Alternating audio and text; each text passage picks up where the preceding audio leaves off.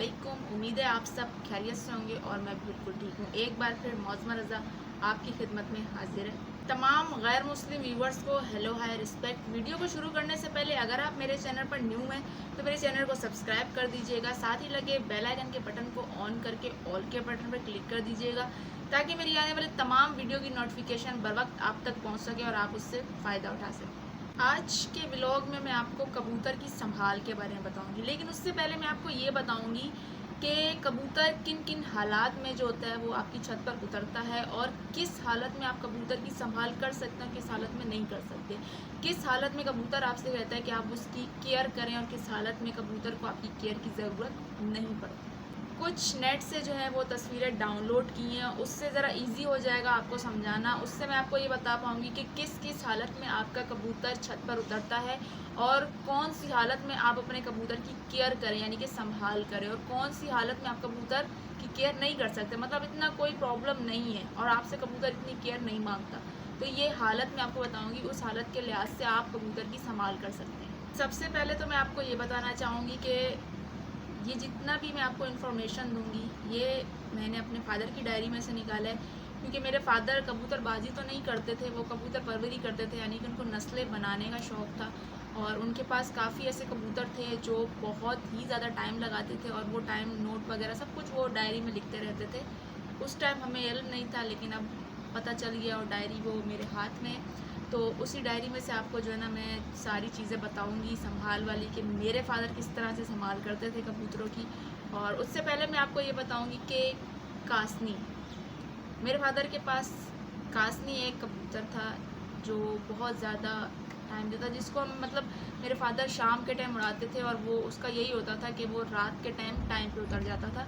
बाकी सारे कबूतर मेरे फादर जो थे बंद कर देते थे। उसके लिए हमने बाकायदा जो है ना छत पर एक बल्ब का भी इंतज़ाम फादर ने किया हुआ था। तो उस कबूतर के लिए हमने एक अलग से छत पे बल्ब का भी इंतज़ाम जो था वो किया हुआ था। वो रात के टाइम उतरता था और हम ऐसे जब नीचे होते थे यानी कि बाहर होते थे रोड पर, तो हम उसे देख लेते थे जब उड़ता हुआ नीचे आता था और वो बैठ जाता था और उतना वो फ्रेश बैठता था कि अब्बू को उसकी संभाल की कोई ज़रूरत नहीं होती थी। तो अब्बू उसकी बिल्कुल संभाल नहीं करते थे और बस नॉर्मली जो अभी मैं आपको बताऊंगी डायरी से वही आपने वो करना है। जो फ्रेश कबूतर बैठता है उसके लिए आपने वो करना है, और जो आगे की हालत बताऊंगी कबूतर की उसके लिए आपको क्या संभाल करनी है ये भी बताऊँगी।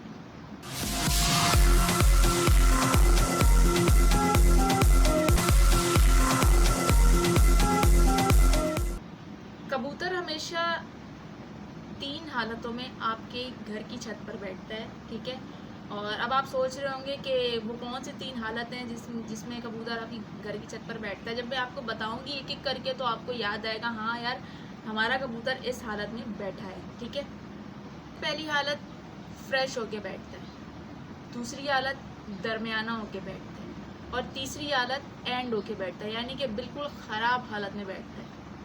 जो पहली हालत होती है उसमें आपका कबूतर परवाज़ देके अच्छी परवाज़ देके आता है, बैठता है, बिल्कुल फ्रेश और साफ़ सुथरा होके बैठता है। उसमें आपको अपने कबूतर की संभाल की कोई इतनी ज़्यादा ज़रूरत नहीं होती और आपका वो कबूतर बिल्कुल बेहतरीन बैठता है। बेहतरीन इसलिए बैठता है क्योंकि उसकी कसें बनी हुई होती हैं, फिर तो हमें अच्छा चला हुआ होता है और उसके पोट में दाना नहीं रुका होता। तो 3 तरह के कबूतर 3 हालत में जो है ना बैठते हैं। एक बिल्कुल फ्रेश बैठता है, बिल्कुल ताज़ा दम होके बैठता है, और दूसरा दरमियानी हालत में बैठता है। दरमियानी हालत में जो कबूतर बैठता है उसके जो कुंडे होते हैं वो भी खुले होते हैं और थोड़ा सा मुंह भी जो होता है वो खुला होता है। वो भी कबूतर मतलब सही हालत में दरमियानी हालत में बैठ जाता है, उसकी भी इस्तेमाल हो सकती है। अब जो बिल्कुल ही ख़राब हालत में बैठता है, जिसकी बिल्कुल हालत बिल्कुल एंड हुई होती है, उसकी भी आपको पहचान बता देती हूँ कि उसकी क्या पहचान है और उसकी संभाल वगैरह भी बता दूँगी।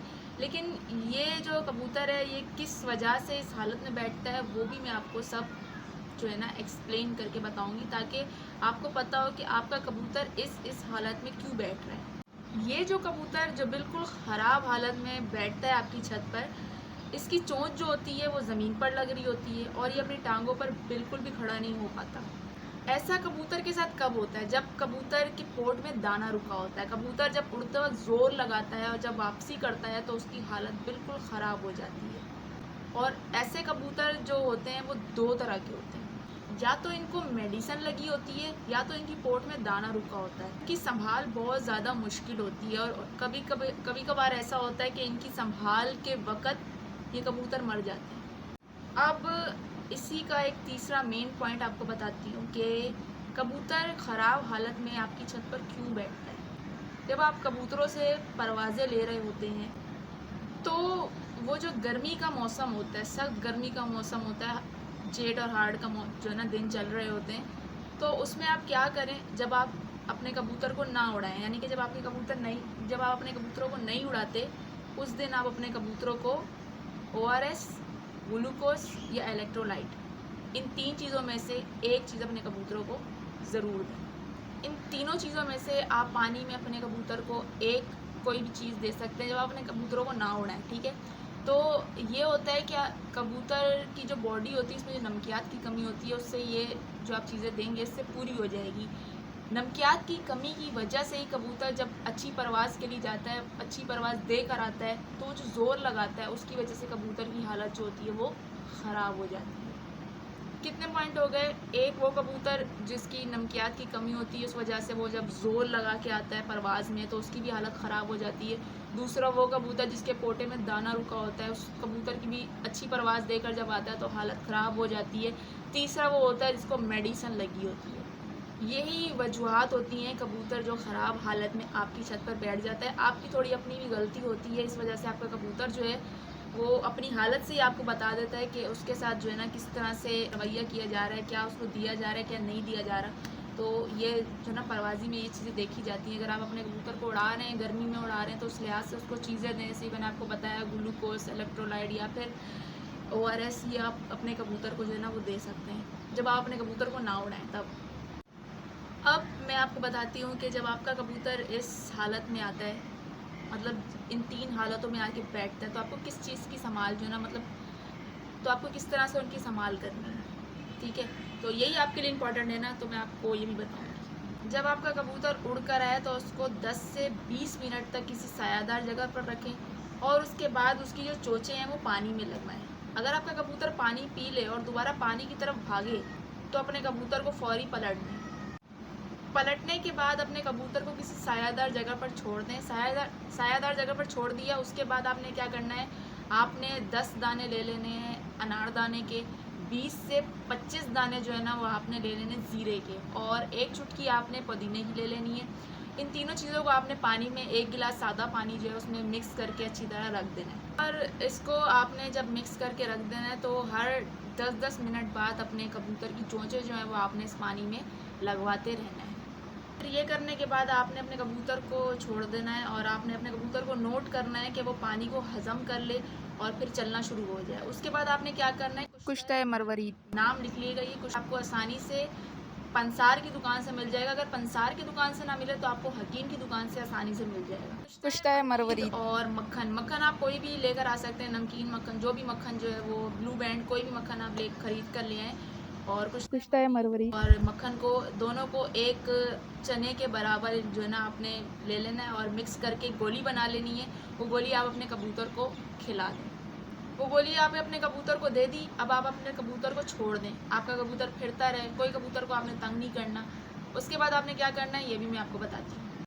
अब आपने क्या करना है कि आपने जो है ना वो अर्के गुलाब लेकर आना है, फिर उसके बाद आपने अर्के गोज़बान लेकर आना है, उसके बाद गुलाब का अर्क। ये तीनों अर्क जो हैं आपने मिक्स करके एक सादा जो पानी होता है उसमें मिक्स करके आपने थोड़ी थोड़ी देर बाद अपने कबूतर की जो चोंचें हैं उसमें लगवाती रहनी है, ठीक है। जब इस पानी में आपके कबूतर की चोंचें लगती रहेंगी, आपका कबूतर सेट होता जाएगा और वो अपना पानी जो है वो चला लेगा। अब आपका कबूतर जो है वो ओके हो गया है। अब आपने क्या करना है वो भी मैं आपको बता देती हूँ। सब किस तरह से आपने उसको दाना वगैरह पहले देना है, तो इससे पहले मैं आपको सब बताऊँगी किस तरह से आपने उसको दाना देना है। तो वीडियो को जो है ना वो देखते रहना है, और अगर आपको कोई भी चीज़ न्यू देखने को मिली तो चैनल को ज़रूर सब्सक्राइब कर देना है और वीडियो को लाइक ज़रूर कर देना है। वीडियो को शेयर करके उनका साथ ज़रूर देना है जिनको इस चीज़ का नहीं पता, संभाल का नहीं पता। तो अभी मैं आपको बताती हूँ कि आपका कबूतर ओके हो गया, फिर आपने क्या करना है।